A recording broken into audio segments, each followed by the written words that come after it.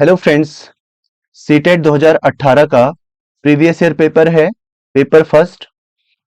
इस पेपर की language first Hindi की पेडागोजी हम लोग सॉल्व करेंगे।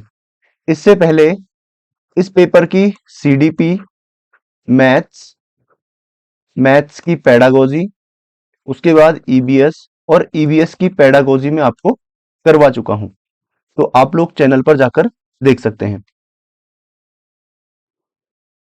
पहला प्रश्न है, प्राथमिक स्तर पर हिंदी भाषा सीखने के लिए सबसे अधिक जरूरी है। पहला, भाषा शिक्षक का भाषा ज्ञान। दूसरा, कक्षा में रंगीन पाठ्यपुस्तकें। तीसरा, कक्षा में प्रिंट समृद्ध वातावरण। चौथा, कक्षा में लिखित आकलन। तो आपको अपना आंसर कमेंट में ड्रॉप करना है। पहला ऑप्शन है भाषा शिक्षक का भाषा ज्ञान। देखो, भाषा ज्ञान तो शिक्षक को होना ही चाहिए, लेकिन इसने पूछा है सबसे अधिक जरूरी कौन सा है। दूसरा है रंगीन पाठ्यपुस्तक, ये भी जरूरी है। पाठ्यपुस्तक आकर्षक होनी चाहिए, उसमें चित्रों का समावेश होना चाहिए। इसके बाद है कक्षा में प्रिंट समृद्ध वातावरण, ये मोस्ट इंपोर्टेंट है। ऑप्शन नंबर 3 इसका राइट आंसर हो जाएगा। प्रिंट समृद्ध वातावरण में क्या होता है, कक्षा में चित्र चित्र विज्ञापन विज्ञापन होर्डिंग होर्डिंग उसके बाद बाल साहित्य,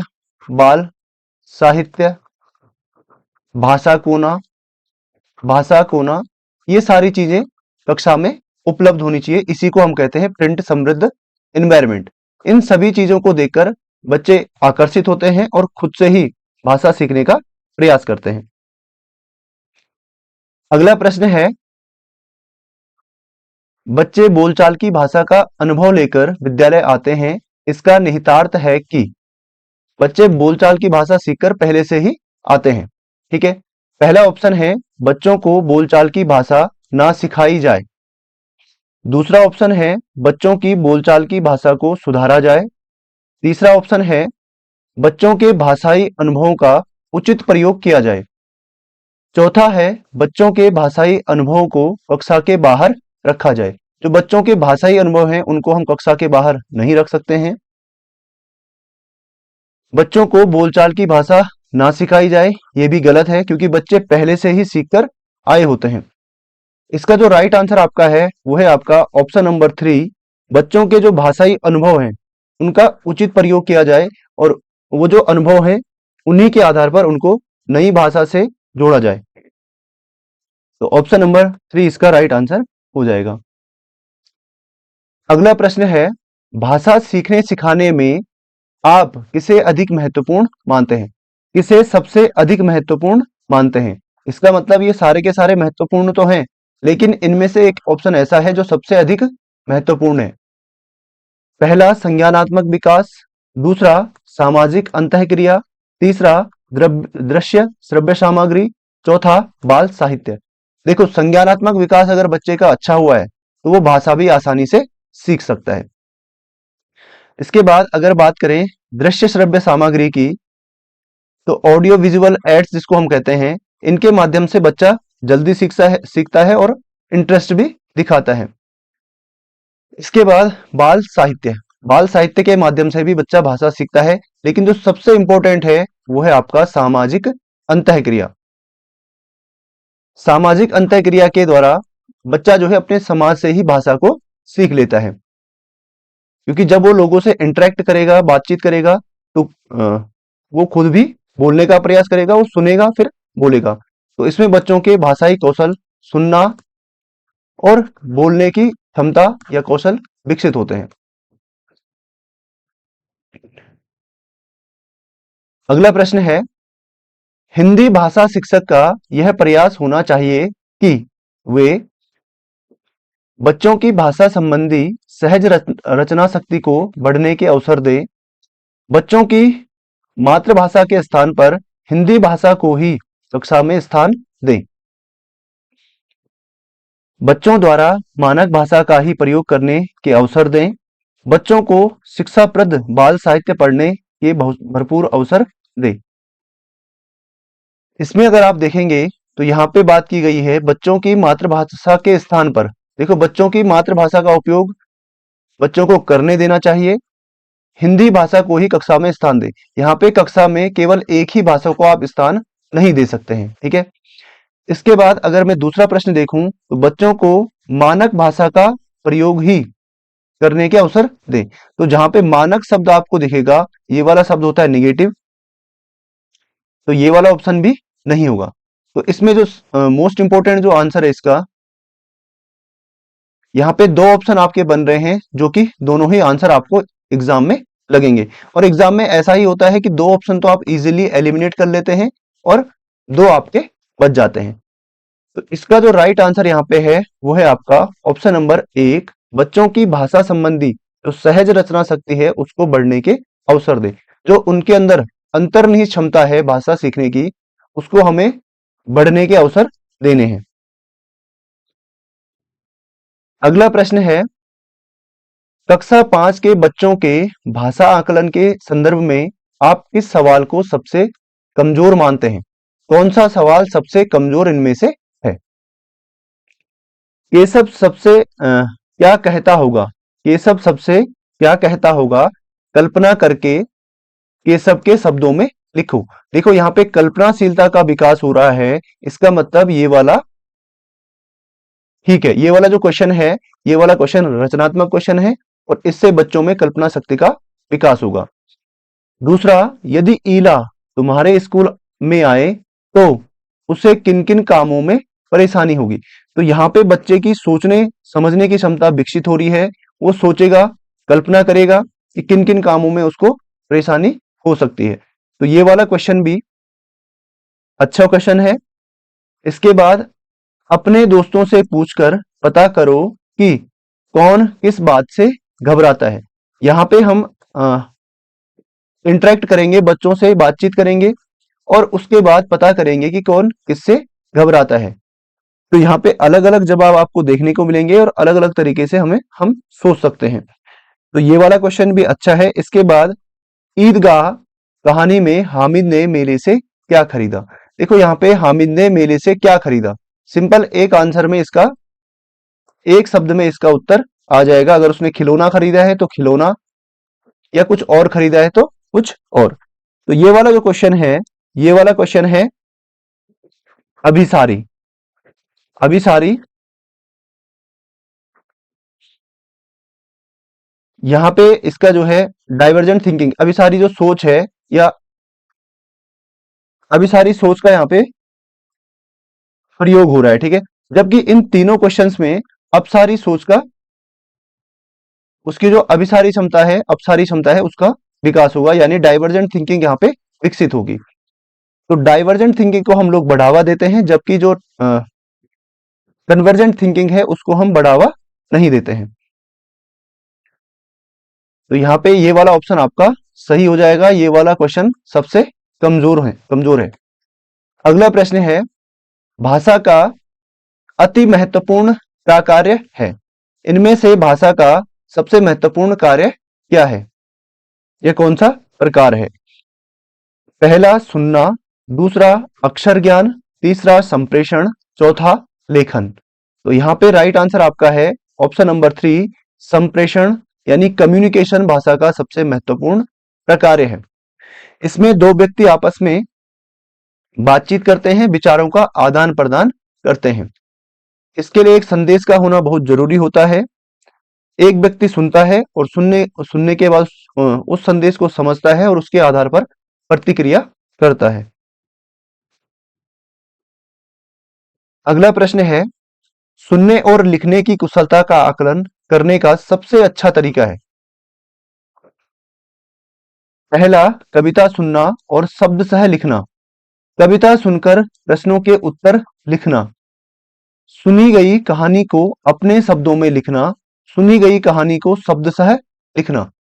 तो इसका जो राइट आंसर है, सुनने और लिखने की कुशलता का आकलन करने का सबसे अच्छा तरीका इनमें से ऑप्शन नंबर 3, सुनी गई कहानी को अपने शब्दों में लिखना है। सार्थक पढ़ते समय कभी कभी वाक्यों, शब्दों की पुनरावृत्ति करता है। सार्थक एक बच्चा है, ये पढ़ते समय कभी कभी वाक्यों शब्दों की पुनरावृत्ति करता है। यह भाषाई व्यवहार दर्शाता है। पहला, वह पढ़ने में अधिक समय लेता है, वह अटक अटक कर पढ़ सकता है, वह समझ के साथ पढ़ने की कोशिश करता है, उसे लंबे शब्दों को पढ़ने में कठिनाई होती है। इसका राइट आंसर आपका है ऑप्शन नंबर 3, वह समझ के साथ पढ़ने की कोशिश करता है। वह वाक्यों शब्दों की पुनरावृत्ति करता है। कभी कभी क्या होता है, जब हम पढ़ते हैं तो जो चीज हमें समझनी होती है उसकी हम पुनरावृत्ति करते हैं, रिपीटिशन उसका हम करते हैं। अगला प्रश्न, हिंदी भाषा में आकलन का उद्देश्य नहीं है। पहला, बच्चों की भाषा प्रगति को अभिभावकों को अन्य शिक्षकों को बताना और अन्य शिक्षकों को बताना। बच्चों की जो भाषा प्रगति है उसको हम अभिभावकों को और अन्य शिक्षकों को बता सकते हैं, ताकि उसमें उचित फीडबैक उनको दिया जा सकता है और उचित उपचार किया जा सकता है। भाषा सीखने के संदर्भ में प्रत्येक बच्चे की विशेष आवश्यकता की पहचान करना, भाषा सीखने सिखाने की प्रक्रिया को उन्नत बनाना, बच्चों की भाषागत त्रुटियों की पहचान ही करना। यहाँ पे है बच्चों की त्रुटियों की ही पहचान करना, यहाँ पे केवल त्रुटियों की पहचान की बात कर रहा है, तो ये वाला ऑप्शन आपका गलत हो जाएगा। ऑप्शन नंबर डी इसका सही उत्तर हो जाएगा। हम केवल बच्चों की भाषागत त्रुटियों को ही नहीं पहचानते, बल्कि उनको पहचानने के बाद दूर करने का भी प्रयास करते हैं। तो भाषा सीखने सिखाने की प्रक्रिया को उन्नत बनाना, आकलन से हम क्या करते हैं, भाषा सीखने की जो प्रक्रिया है उसको उन्नत बनाते हैं, उसको इम्प्रूव करते हैं। भाषा सीखने के संदर्भ में प्रत्येक बच्चे की विशेष आवश्यकता की पहचान करना, तो शिक्षण अधिगम प्रक्रिया के दौरान हम बच्चों की पहचान कर सकते हैं कि कौन सा बच्चा किस तरीके से सीखेगा और क्या क्या विशेष आवश्यकता उन बच्चों की है। बच्चों की भाषा प्रगति को अभिभावकों, ये वाला मैंने आपको बता दिया था, अभिभावक और शिक्षक प्रतिपुष्टि दे सकते हैं, फीडबैक इसमें दे सकते हैं। तो इसका जो राइट आंसर है वो है ऑप्शन नंबर 4। 115 या अगला प्रश्न, आपके विचार से प्राथमिक स्तर पर पृष्ठ लेखन कार्य का उदाहरण है। पहला, छुट्टियां कैसे मनाई, इस विषय पर अनुच्छेद लिखना, मेरे सपनों का भारत विषय पर अनुच्छेद लिखना, पाठ्य पुस्तक से इतर कठिन शब्दों का श्रुत लेखन, किसी आंखों देखी घटना का लिखित वर्णन। इसका राइट आंसर आपका है ऑप्शन नंबर 4, किसी आंखों देखी घटना का लिखित वर्णन करना। भाषा सीखने के संदर्भ में कौन सा सही कथन है, कौन सा कथन सही है। पहला, बच्चों में भाषा अर्जित करने की क्षमता जन्मजात होती है। बच्चों में भाषा अर्जित करने की जन्मजात क्षमता नहीं होती। बच्चे विद्यालय आकर ही भाषा सीखते हैं। बच्चे विभिन्न संचार माध्यमों से ही भाषा सीखते हैं। इसका राइट आंसर आपका है ऑप्शन नंबर ए, बच्चों में भाषा अर्जित करने की जन्मजात क्षमता होती है। नोम चोम्स्की ने ये जो कथन है ये है नोम चोम्स्की का। इनके अनुसार बच्चों में भाषा अर्जित करने की जन्मजात क्षमता होती है और इन्हीं के अनुसार बच्चों के जो मस्तिष्क में एक डिवाइस होता है LAD, लैंग्वेज एक्विजिशन डिवाइस, या इसको हम बोलते हैं भाषा अधिग्रहण यंत्र। इस यंत्र के माध्यम से बच्चे जो है भाषा अर्जित कर लेते हैं। डिस्ग्राफिया से प्रभावित बच्चों को मुख्य रूप से डैश में कठिनाई होती है। पहला, सुनने में, दूसरा बोलने में, तीसरा पढ़ने में, चौथा लिखने में। जहां पे ग्राफ वाली बात आ जाए, ग्राफ वाली बात अगर आती है तो यहाँ पे होता है ये लिखने से संबंधित। अगर पढ़ने की मैं बात करूं तो ये होता है डिसलेक्सिया।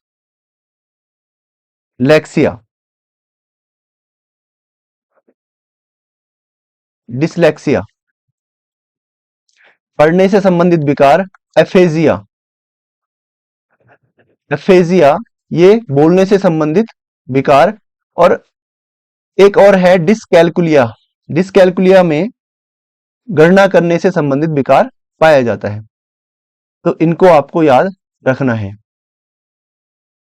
अगला प्रश्न है, प्राथमिक स्तर की हिंदी भाषा की पाठ्य पुस्तक में आप किसे सर्वाधिक महत्वपूर्ण मानते हैं? सर्वाधिक महत्वपूर्ण, इसका मतलब ये सारे के सारे महत्वपूर्ण तो हैं, लेकिन सर्वाधिक महत्वपूर्ण इनमें से कौन सा है वो आपको छांटना है। बहुत प्रसिद्ध लेखकों की प्रसिद्ध रचनाएं। दूसरा, नैतिक मूल्यों वाली कहानी कविताएं। तीसरा, बहुतायत में दिए गए अभ्यास कार्य। चौथा, हिंदी भाषा को विविध रूप देने वाली रचनाएं। इसका राइट आंसर है ऑप्शन नंबर 4, हिंदी भाषा को विविध रूप देने वाली रचनाएं। बहुभाषिक कक्षा में बच्चों की भाषाएं। पहला ऑप्शन है संसाधन के रूप में कार्य करती हैं। दूसरा है शिक्षक के लिए बेहद जटिल चुनौती है। तीसरा है आकलन की प्रक्रिया को बाधित करती हैं। चौथा, भाषा सीखने की प्रक्रिया को बाधित करती हैं। इसका राइट आंसर आपका है ऑप्शन नंबर 1, संसाधन के रूप में कार्य कर सकती हैं। जो बहुभाषिक कक्षाएं हैं ये एक संसाधन के रूप में कार्य कर सकती हैं। लास्ट प्रश्न है, भाषा सीखने और अर्जित करने में अंतर का मुख्य आधार है। पहला, भाषा की पाठ्य पुस्तकें। दूसरा, भाषा का लिखित आकलन। तीसरा, भाषा का उपलब्ध परिवेश। चौथा, भाषा की जटिल संरचनाएं। इसका राइट आंसर है ऑप्शन नंबर 3, भाषा का उपलब्ध परिवेश। अगर बच्चों को इन्वायरमेंट अच्छा मिलेगा तो बच्चे भाषा सीख सकते हैं जल्दी से, और इन्वायरमेंट अगर अच्छा नहीं मिलेगा तो वो लोग नहीं सीख सकते हैं। जबकि जो भाषा अर्जन है इसको बच्चे खुद व खुद ही अर्जित कर लेते हैं। जिस समाज में वो रहते हैं, जिस परिवार में वो रहते हैं, उन्हीं से वो लोग इसको अर्जित कर लेते हैं। तो ये था हिंदी पेडागोजी का पूरा पेपर। वीडियो को लाइक और शेयर जरूर करना। मिलते हैं आपसे अगली वीडियो में। Signing out.